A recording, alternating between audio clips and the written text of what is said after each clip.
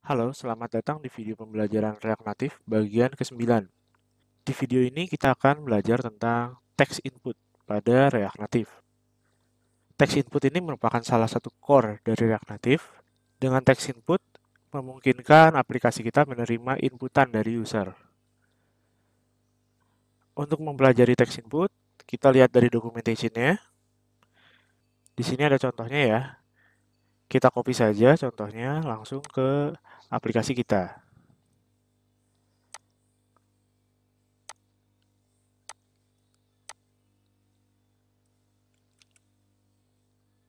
Ini kita paste di bagian app.js ya, karena seperti kita ketahui, semua eksekusi mulai dari app.js. Kita coba running dulu.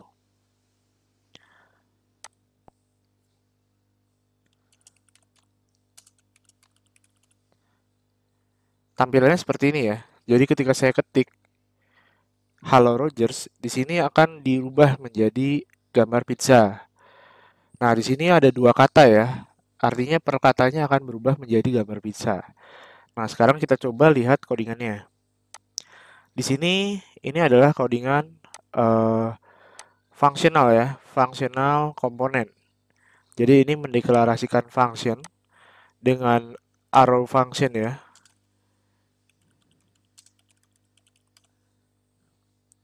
Dengan sintaks arrow function.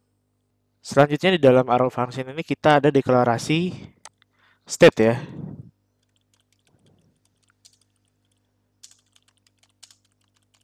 Nah, ini dengan hook. Kenapa dengan hook? Karena di sini dia menggunakan arrow function. Seperti yang kita ketahui, kalau di functional component itu kita tidak bisa menggunakan state kecuali dengan hook ya. Nah, ini caranya seperti ini. Jadi, ini adalah nama state-nya ya, nama variable state-nya text. Lalu ini adalah function yang digunakan untuk melakukan set nilai ke variabel ini. Lalu di sini ada useState. useState di sini artinya ini adalah sebuah state. Dan di sini di dalamnya ada string kosong ya. Artinya ini nilai awal dari variabel teks ini adalah string kosong. Selanjutnya di return kita lihat di sini ada view ya. Pembungkusnya view. Nanti kita akan jelaskan di bagian desain kenapa harus selalu dibungkus dengan sebuah view. Lalu dalam view ini di sini ada text input. Nah, kembali lagi ya, view ini dia itu satu layar full ini ya. Satu layar full ini di-handle oleh view ini. Di sini ada padding 10, makanya di sini kalau kita lihat ada jarak ya antara sisi layar ujung sampai ke konten tengahnya, yaitu 10. Lalu di sini ada text input. Nah, text inputnya ini tingginya 40 dan placeholdernya ini type here to translate. Jadi kalau kita hapus, nah ini ada placeholdernya ya. Type here to translate. Lalu di sini on change text. Nah, di sini ada on change text, artinya ini adalah event listener. Event listener ketika isi dari nilai inputan ini berubah, on change ya, itu lakukan apa? Panggil fungsi apa? Nah, di sini kita kasih on change text ketika nilai di sini berubah, dia melakukan eksekusi ini. Gitu. Eksekusi ini tuh apa? Yang ini teks ini adalah parameter ya. Parameter yaitu inputan dari sini. Inputan dari sini itu masuk ke variabel teks. Ini teksnya beda dengan yang di state ya. Ini variabel lokal di dalam callback ini. Nah, lalu di sini dikirim ke setText. SetText ini yang seperti kita ketahui adalah fungsi untuk melakukan set nilai ke variabel state text. Nah, jadi nilainya tadi yang saya ketik di sini halo. Nah, ini dia masuk ke variabel sini lalu dikirim ke sini ya, ke bagian sini. Nah, di sini set text ini diisi dengan nilai teks yaitu halo. Maka sekarang state text ini isinya adalah halo. Nah, selanjutnya di bawah ini ada default value ya. Default value itu ketika kita kosong kasih nilainya apa nih gitu ya. Kasih nilainya adalah ini teks.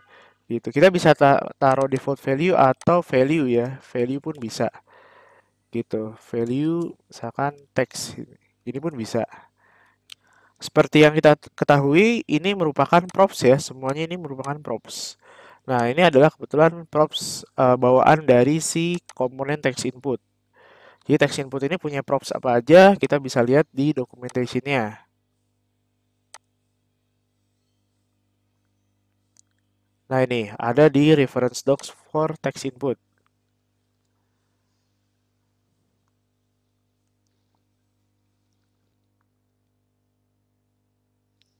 Nah, ini untuk minimal example-nya seperti ini ya. Jadi text input dia ada style, ada on change text ya. Ini on change text itu kembali lagi dia supaya ketika kita ketik sesuatu itu dia ada trigger. Dia panggil fungsi apa, lakukan apa gitu.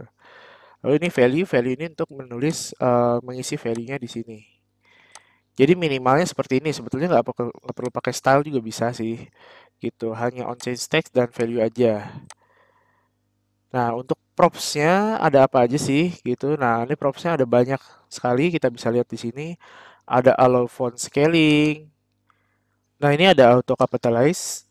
Ini artinya kalau kita pakai props ini yang kita input akan otomatis menjadi huruf kapital. Dan ini ada beberapa isian ya.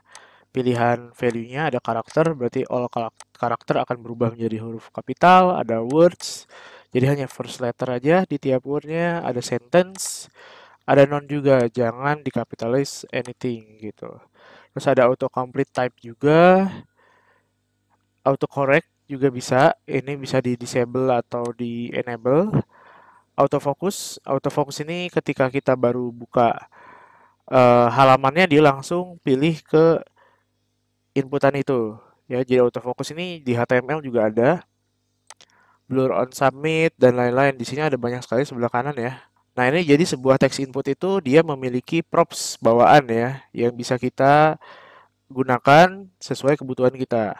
Dan untuk semua referensinya itu ada di documentation reactnative.dev.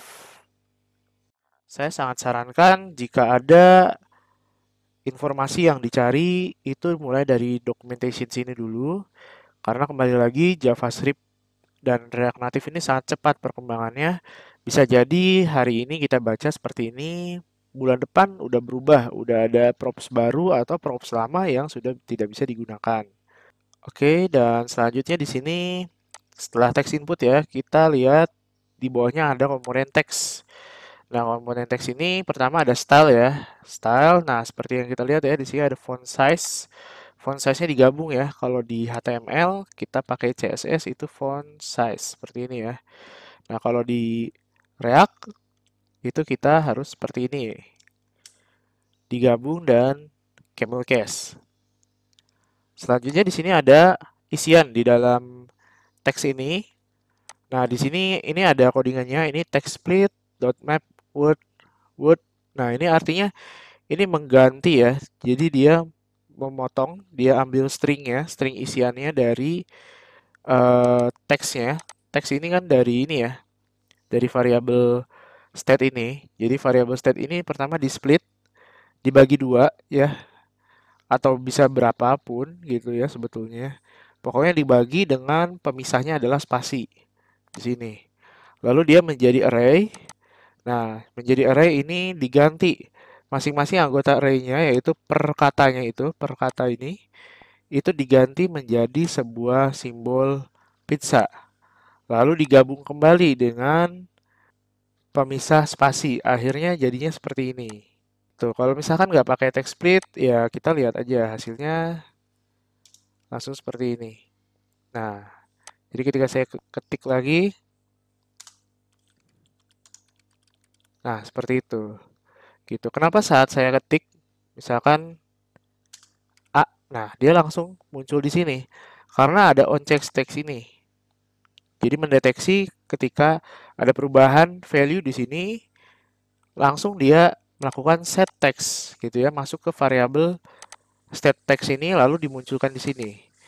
Nah, seperti yang saya pernah bilang sebelumnya ya, kalau di state itu dia ketika perubahan nilai dari sebuah state, dia nggak perlu refresh ya. Di sini kan kita menampilkan variabel text gitu ya. Itu langsung tampil di sini tanpa harus refresh.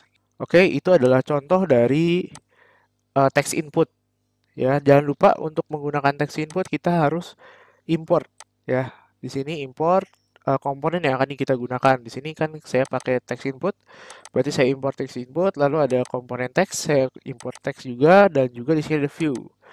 Nah, view yang membungkus semuanya ini ya. Jadi satu layar ini, satu layar full ini dibungkus oleh view dengan padding 10, jadi ada jaraknya ya. Di sini kita lihat. Kalau paddingnya kita ilangin, paddingnya kita hapus stylenya.